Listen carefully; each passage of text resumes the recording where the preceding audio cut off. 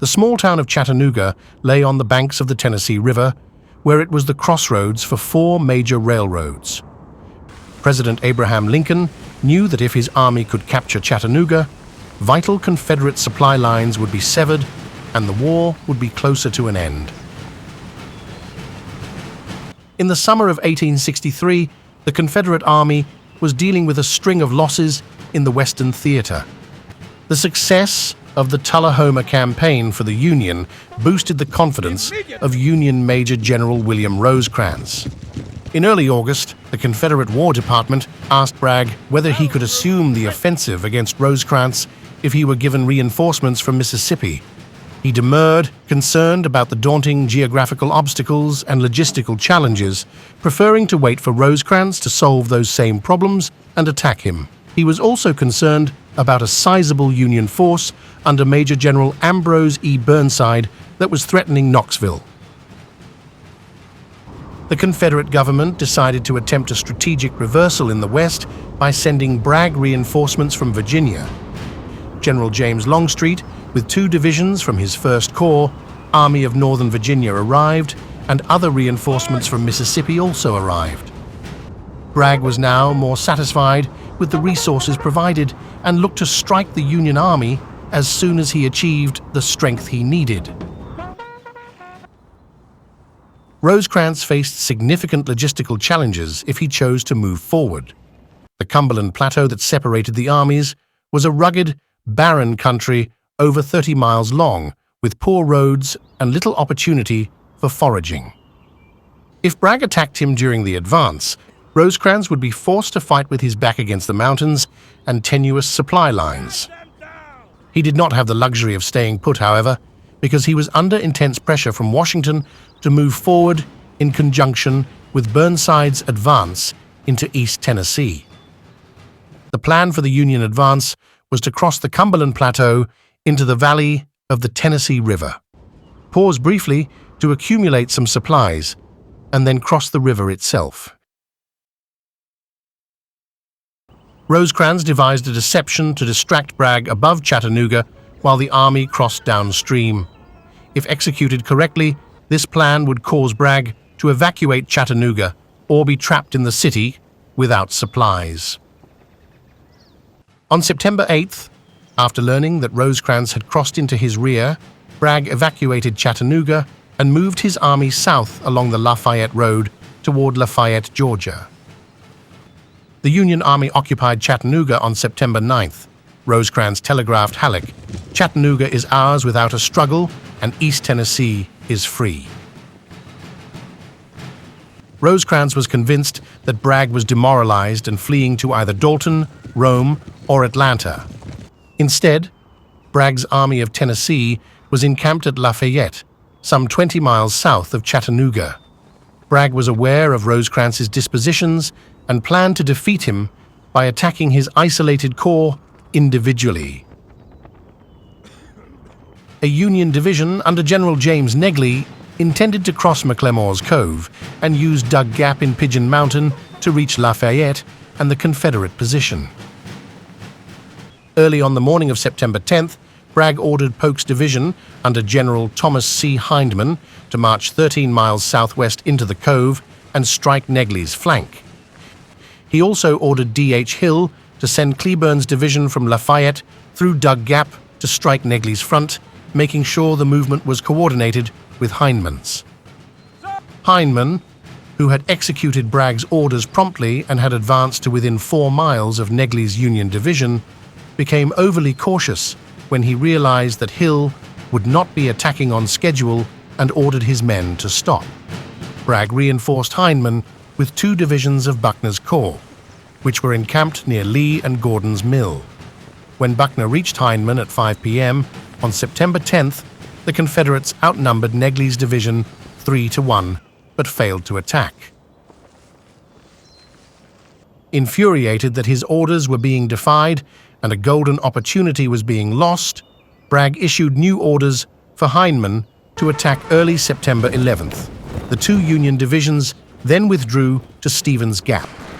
Hindman's men skirmished with Baird's rear guard, but could not prevent the withdrawal of the Union force. For the next 4 days, both armies attempted to improve their dispositions.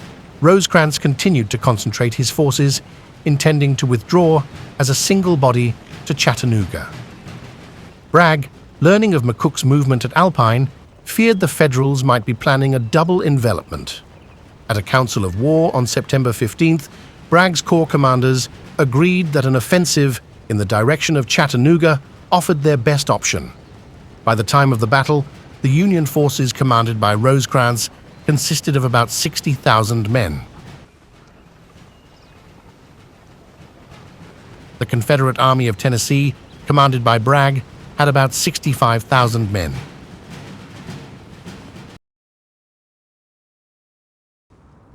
The Confederates marched on the Union positions.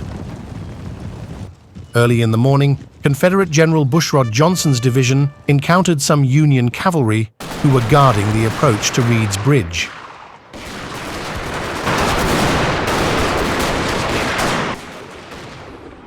The Union were heavily outnumbered, and the cavalry withdrew after facing some pressure from the Confederate cavalry.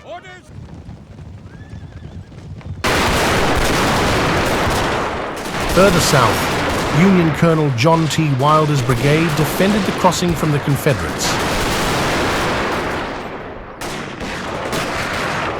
The Confederates suffered 105 casualties, so they marched further downstream and crossed at another undefended location.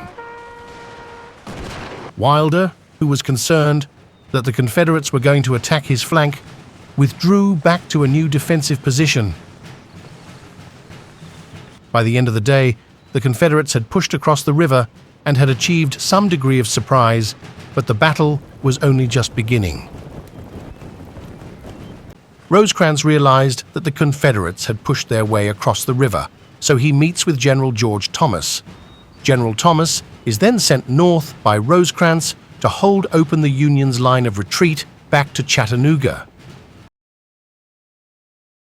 As Thomas was organizing his men, he is made aware of Confederate troops who are moving in a nearby wood. Thomas sends General John Brannan's division to investigate. In the early morning of September 19th, Brannan's men encounter Confederate cavalry. This Confederate cavalry division had been sent to scout out the Union's right flank. The Confederate cavalry division sent for more men, and more arrived soon after.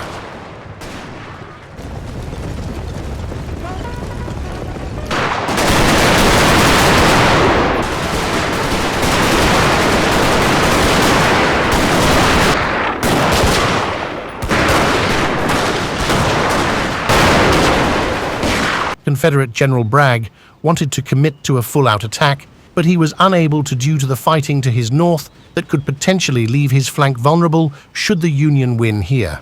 Knowing this, he sent massive amounts of Confederate troops to assist. Thomas and his men started to become overwhelmed due to the arrival of Confederate reinforcements. Rosecrans rushes Union divisions to aid Thomas.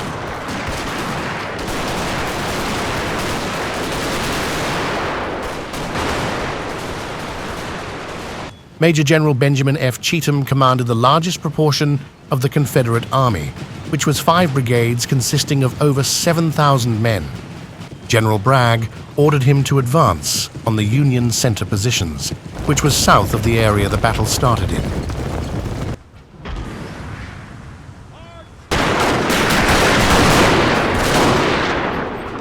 Their advance is eventually halted when they reach the Union troops under the command of General Davis.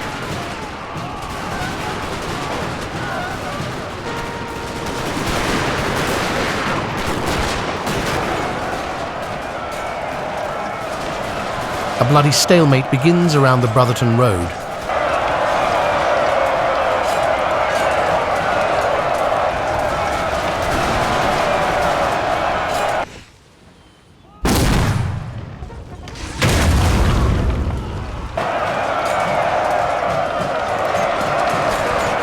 For both sides, the terrain and weather made the fight extremely hard to organize.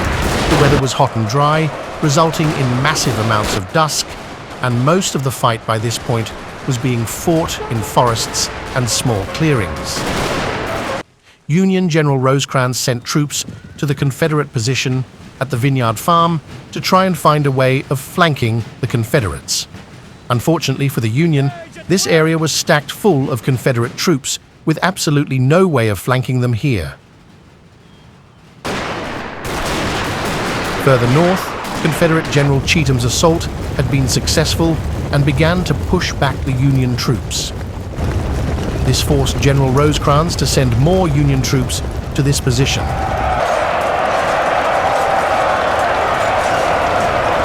The bloodiest fighting of the day occurred here.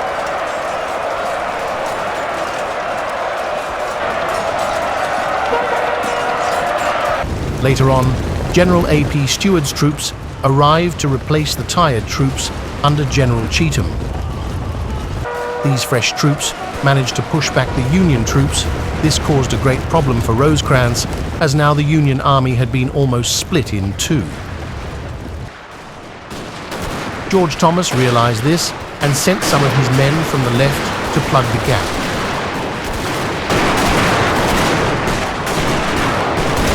The Confederates are pushed back and the stalemate continued. As one last move before night settled in, Confederate General Bragg moved General John Breckinridge's division from the south to the very northern part of the battlefield. Soon after, the battle ends for the day, with both sides exhausted.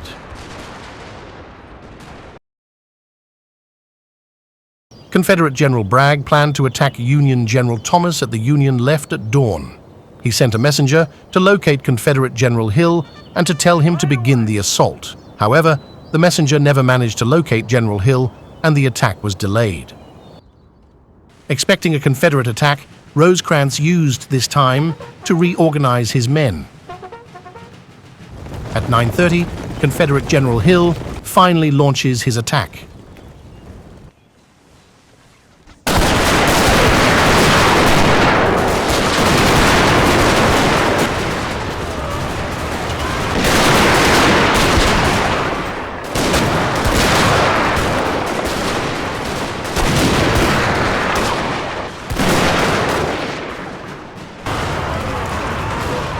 The main body of General Hill's brigade is thoroughly repulsed by the Union, but some of Hill's men managed to flank the Union line. This posed a massive threat to the Union, so Union reinforcements are rapidly sent to contain the problem. Soon after, Hill's men fall back, but it caused great commotion throughout Rosecrans's army as Thomas sent staff officers to seek aid from fellow generals along the line. Further south, Union General Brannan's division was manning the line between Reynolds's division on his left and Wood's on his right. His reserve brigade was marching north to aid Thomas, but at about 10 a.m. he received one of Thomas's staff officers asking for additional assistance. He knew that if his entire division were withdrawn from the line, it would expose the flanks of the neighboring divisions, so he sought Reynolds's advice. Reynolds agreed to the proposed movement, but sent word to Rosecrans warning him of the possibly dangerous situation that would result. However, Brannan remained in his position on the line, apparently wishing for Thomas's request to be approved by Rosecrans. Rosecrans, who assumed that Brannan had already left the line, sent Wood to fill the hole that would be created. When Wood received the order, he was perplexed by Rosecrans's order, as he could still see Brannan's men to his left. Therefore, the only possibility was to withdraw from the line, march around behind Brannan, and form up behind Reynolds. This was obviously a risky move, leaving an opening in the line. Right as Wood moved his men and left a gap open on the Union line, the Confederates launched an attack. This is an absolute disaster for the Union. With a hole left in the Union line, the Confederates were able to walk right through to the flanks of other Union brigades nearby.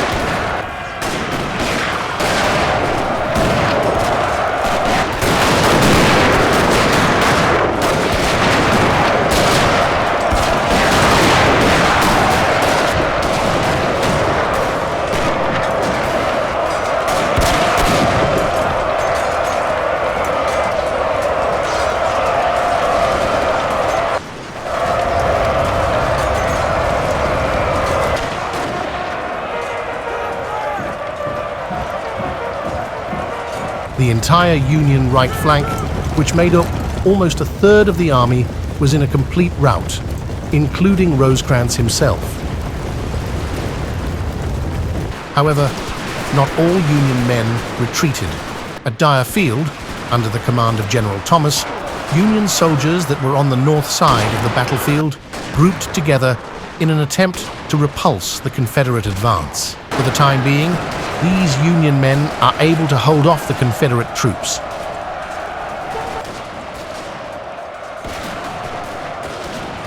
At mid-afternoon, more Union reinforcements arrive.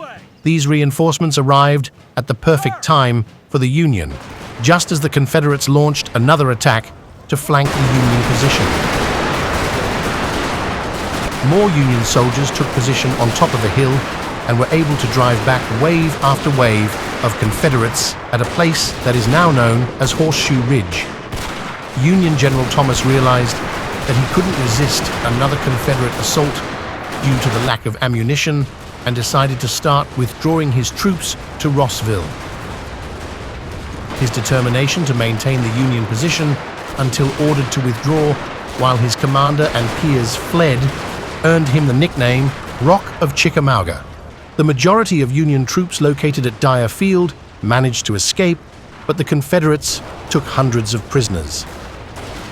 At Horseshoe Ridge, a similar situation unfolds. The majority of Union troops retreat, with just a few holding the Confederates back. The battle is over with the Union suffering a defeat at the hands of the Confederates. Each side suffered over 16,000 casualties. This was the second bloodiest battle in the entire American Civil War.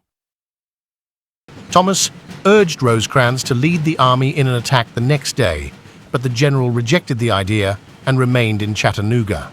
Bragg's victorious army occupies the heights surrounding Chattanooga, blocking Federal supply lines, but does not pursue Rosecrans.